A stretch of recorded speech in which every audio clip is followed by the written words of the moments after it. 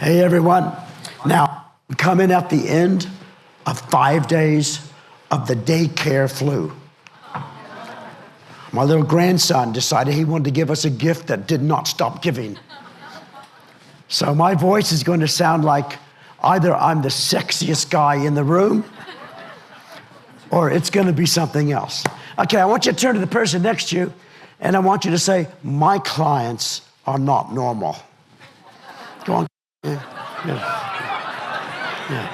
My clients are not normal. All right. I want to tell you that real estate clients are not normal. They're not.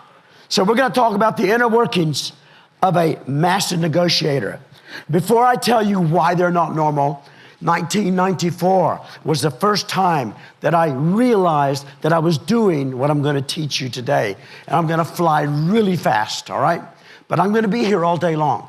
So if you got questions, write it down, come and see me, all right? 1994, walking the golf course at Wairaki. I don't know if you know what hole 13 is at Wairaki, but I was walking that with a guy named Ted Jocelyn. Ted Jocelyn was actually not a good golf player, and he cheated.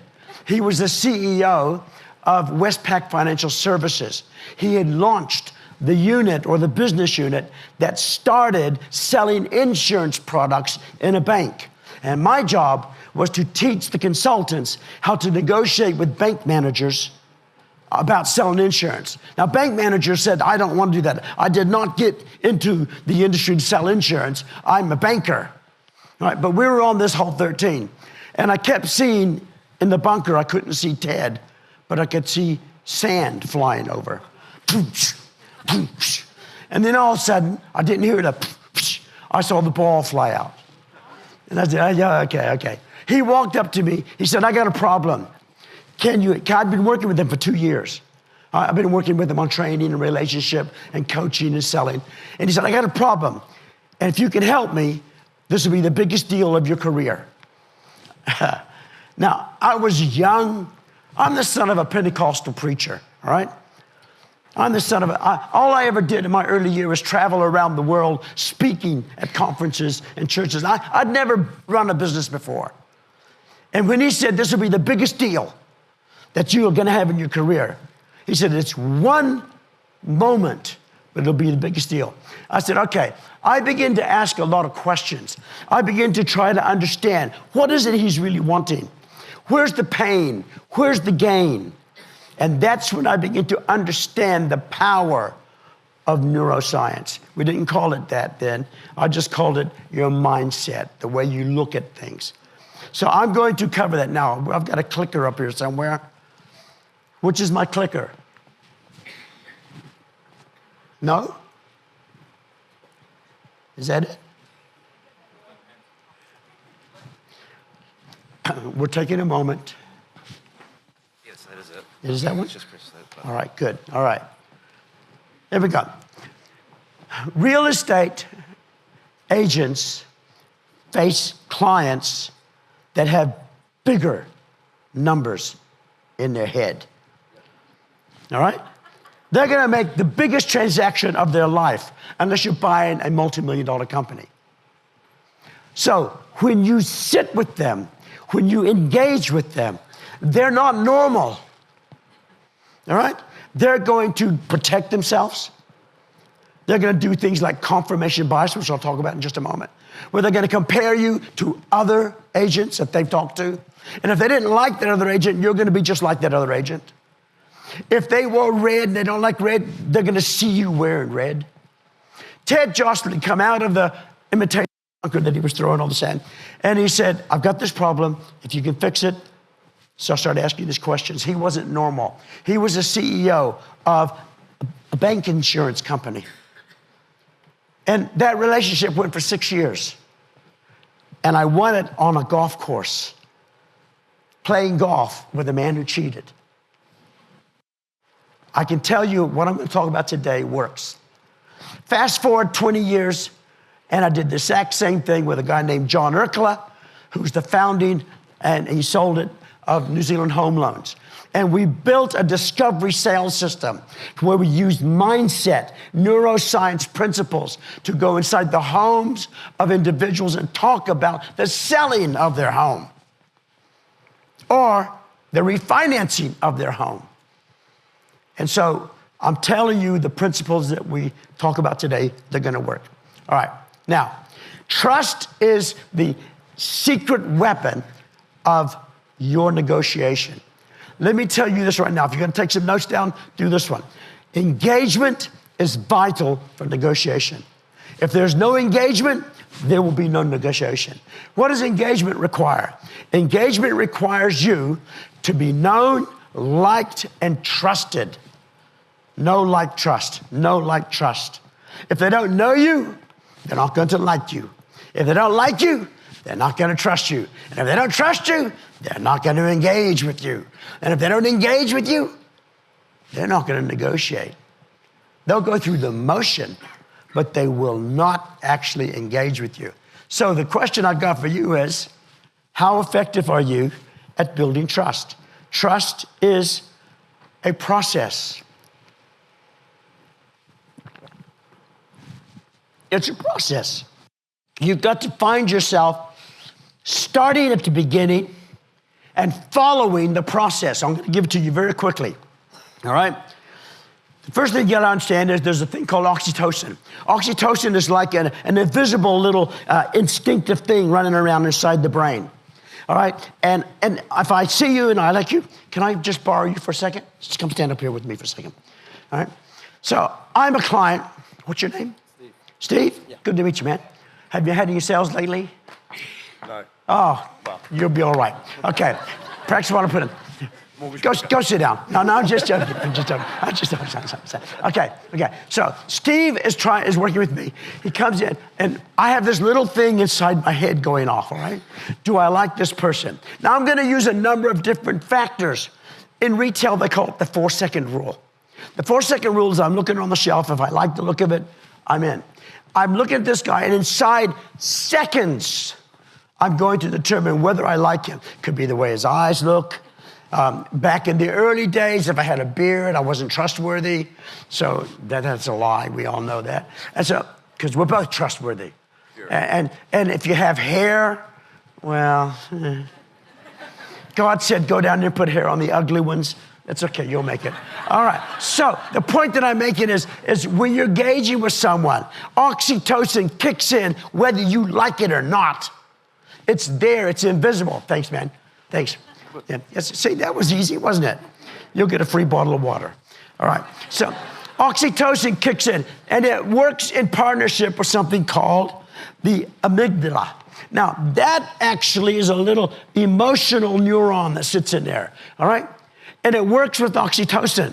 And that's where we say, ooh, do I like this person? It's the emotional connector. And then that kicks in with, mirror neurons. And so what happens is, do I like them? Do I see myself engaging with them? And these little neurons are just reaching out. Am I like them? Are we on the same page? Are we working together? All of this is happening in microseconds. All right, then the next thing you know, the prefrontal cortex, which is the decision-making element, kicks into gear. And the decision-making element is vital because that's when, if it's up in there, this is why a lot of people say 21-year-olds, you'll start getting your prefrontal cortex working.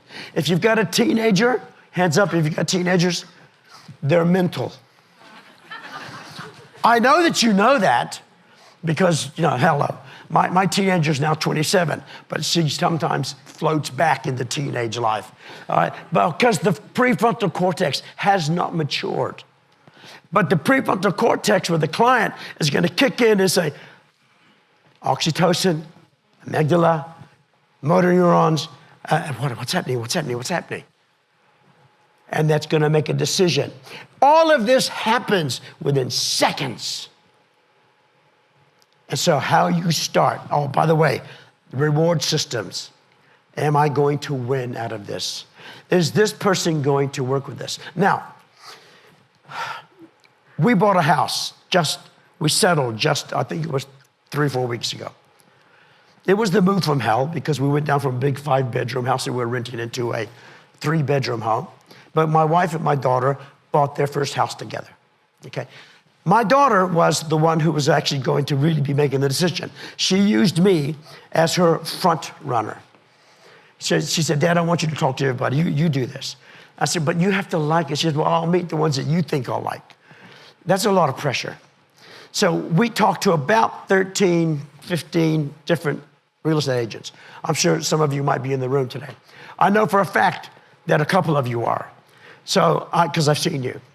And I can tell you now, out of everyone we met, there was 2 of them that stood out to me because they did some things right. They actually went through. They went through. Oxytocin kicked in. The amygdala, that was really good. Prefrontal cortex, ooh, I like this person. The end of the day, the house we bought came from the one person that said something totally different. He stopped after showing us, because it was like spaghetti on a wall. We'd go look into houses, it was spaghetti, We tried to say, no, we need to have this, and we need to have this. This is vital. We've got a 2-year-old. We need to have this, and we need to have this. And people weren't listening to us. They were showing us houses with no yard. I said, we need a yard. We need something for our home. So there was one that actually he asked us a question. You tell me the house that your daughter likes, and I'll get it for her. Now, so simple. Ted Jocelyn said to me, can you help me solve this problem? And I'll give you the best contract. I had to go work for it, though. So I had to put into place something called discovery, or cognitive bias. I don't have time, but I'll go into this very quickly. Cognitive bias means that I'm going to judge you because of everyone else before you. My opinion, my thoughts, my experience is going to tell me how you are. So Steve, you might be brilliant, but if Andrew treated me bad before, I'm going to flavor you until you show me different. That's a cognitive bias, all right? All of that leads to dopamine. And by the way, when dopamine kicks in, that's the feel-good factor.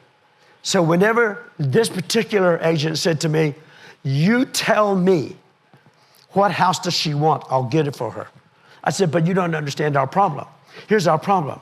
Our problem is that we only have so much money. We can only buy this kind of house according to the rules from the bank. This, and this, and this. And I'm 65 years old. The bank's not going to look at me. All right? They're not going to talk with me. They're going to go with my daughter and my wife. But I'm self-employed. 65-year-old self-employed business consultant. Banks love us, all right? So it ain't gonna work. So I went back and I said to her, you gotta meet this guy. She'd met one of the others who was working really, really hard. He was just pulling out everything he could, but he just couldn't get it across the line. But this one did. Bought the house. It's the house that she wanted as her first house. All right, so I'm going to say there are 4 phases very quickly. How much time do I have? Where's he at?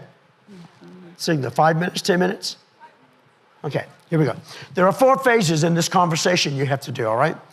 They are called discovery, diagnosis, design, and delivery. So in discovery, everything starts with discovering. Everything, your whole conversation starts with discovery. We talked about oxytocin, amygdala. We talked about all those elements of neuroscience. This is the conversation element. Discovery is when you actually start revealing what we call hidden patterns. All right?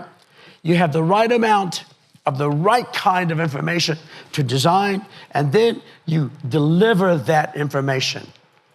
So let's go inside discovery very quickly. I only have time to do this one. All the others we'll get to later. You uncover hidden layers of every transaction. You reveal deeper motivations, deeper needs, deeper trends that guide the clients towards better decisions. Now, Ted Jocelyn, when you made that comment, I immediately went into discovery. Tell me, what's the biggest issue you're facing right now with that situation? Had to be with the fund manager. They needed to move him sideways so they could replace him, but they didn't want to lose him. And because if they lost him, they'd have lost someone pretty important, but they needed a different kind of fund manager running the funding. And so he said, if you can negotiate that, if you can organize that, if you can lead that, I will pay you $100,000. Now, that was a big ticket for me. I'd never made $100,000 in one engagement. I wanted to do that. I had to go revealing deeper motivations, deeper trends. So I started working with them on that. And we had to unlock opportunities that others might miss. That's what discovery does. So discovery uses questions to reveal patterns. Let's talk about patterns for a second. Patterns is your secret weapon. Our brains are constantly looking to reveal patterns in something. Or we call it normalizing. If you want a secret, write this one down. Practice makes permanent. Every day you're doing something over and over and over. Practice doesn't make perfect. Practice makes permanent. So whatever you're doing every day, day in and day out, you've made that into a practice, it's permanent. If you're not making the phone calls, if you're not doing the text messaging, if you're not following what Lawrence said, if you're not doing those things, then what's happening is you're doing something different that's going to get you the same result you've kept getting up till now. If you want to change something, then change something. Because if you don't change, you'll keep getting it. And I thought that I could identify patterns. And all through my career, and the last 30-something years, when I sit down with a company or the CEO, the first question I ask is, what would you like to see happening in your business that is not happening now? That opens the door for patterns. And I start to see what rhythm do we have in the organization. If you're a professional real estate agent and you want to change something, the first question I'm going to ask you is, what do you want to see happening in your career that's not happening now? Because we go looking for patterns. And patterns, our brains want to make sense of that. So how do you do that? The first step is you go in pursuit of knowledge. You need to find out what are the needs and the wants and the decision-making behavior and the unspoken preferences. And this can only be done by asking the right kind of questions. Then you actually have the informed strategy. And by recognizing these patterns, you can align and adapt your negotiation strategy because you now got right information. You cannot make wise decisions on poor information. Just can't do it. All right, so for example, you may see the pattern. You're walking in through, there's a feeling of home to them, all right? They feel it subconsciously. The amygdala kicks in, oxytocin kicks in. Oh, Shana, when she walked through this particular home, she looked at me, she said, the bedrooms are so big. I like that. Because we looked at so many houses that you could wake up, brush your teeth, go to the toilet, have a cup of coffee, and never leave your bed. They were so small, it was unbelievable. All right, Shana said, I like this. And she said, this feels like home. Her exact word. That's what she whispered to me. All right, so that's that feeling of, that happens also. First impressions on a property, they matter. That's that brain kicking into gear. You need to uncover that. You've got to ask questions to uncover that. So let me give you an example of something. Let me move through that. This is a critical point. The quality of questions you ask will determine the level of your impact. So here's a challenge for you, all right? You do it now or you can do it when you go home. Get with your team. Write down your 5 common questions that you know you use all the time when you're starting a conversation with a new client. What are the 5 questions that you know you use? Let me give you an example, all right? Then what I want you to do is I want you to replace them with different questions. Here's an example. Say, what type of property are you looking for? What is your budget? What area are you interested in? When do you plan to move? Do you have any specific requirements on the property? These are like common questions. You'll have your 5 common, all right? What if you did this instead? What life changes or events have you to actually make this move? What you want to do is you want to get them engaging in conversation, because the more they talk, the more you're going to learn. That's what discovery is all about. And the more you learn, the more you can diagnose. And the more you diagnose, the more you can design your strategy. And then you can actually say, well, I've got a solution for you. This is what this real estate professional did when he said, you tell me what's the house she wants, and I'll get it for her. Oh, you don't understand. I'll get it for her. All right. How do you see property fits into your 10 years? Look, change the way you do your questions. Spend more time working on your question data bank. I promise you, when it comes time to engage with the client, if you have a strategy of discovery and asking questions that matter and that reveals needs and wants and preferences and decision-making style, then you're going to be able to lead the conversation. Here's a secret for you. The one that leads through questions, meaningful questions, wins. So the inner workings of a master negotiator is understanding that the brain has a trust process, and the way to get that trust process activated is by asking quality discovery questions. All right. The anatomy of an effective question is this: open-ended, personalized, motivation-driven, pain point focused, exploratory, forward-looking, and qualification-related. All right. Finally, this is the final slide, or second to final slide. You have to listen without agenda. Some of the people that we were meeting with, some of the real estate professionals we met with, they were not hearing what we were saying. They were done, yeah, okay, yeah. And then they would take us, one particular female woman, obviously female woman, one particular woman real estate professional didn't listen to us, took us to another house that was even worse, smaller than the other one, and then to another one, was just spaghetti on a wall. Not listening. Not listening. Listen without an agenda. Listen to what's really going on. Listen to the white space. Do you know what that means? Listen to the white space where there are no words. What's really being said here? Practice makes permanent. You do not become a master negotiator without learning to master engagement. All right. Trust isn't magic. Trust is deliberate. Here's my wrap up. Trust is the engagement operating system, the EOS. If you don't have trust, you're not going to make it. Successful negotiation requires the sequential use of 4 tools: discovery, diagnosis, design, and delivery. And discovery allows real estate agents to connect the dots and reveal the full picture. When clients truly want and need, even when they may not fully realize it themselves, the quality of questions you ask will determine the level of your impact. All right. On November 1st, I'm launching a new program. I want to shape it and design it for real estate professionals. You can help me do that. You get an ebook, an online course.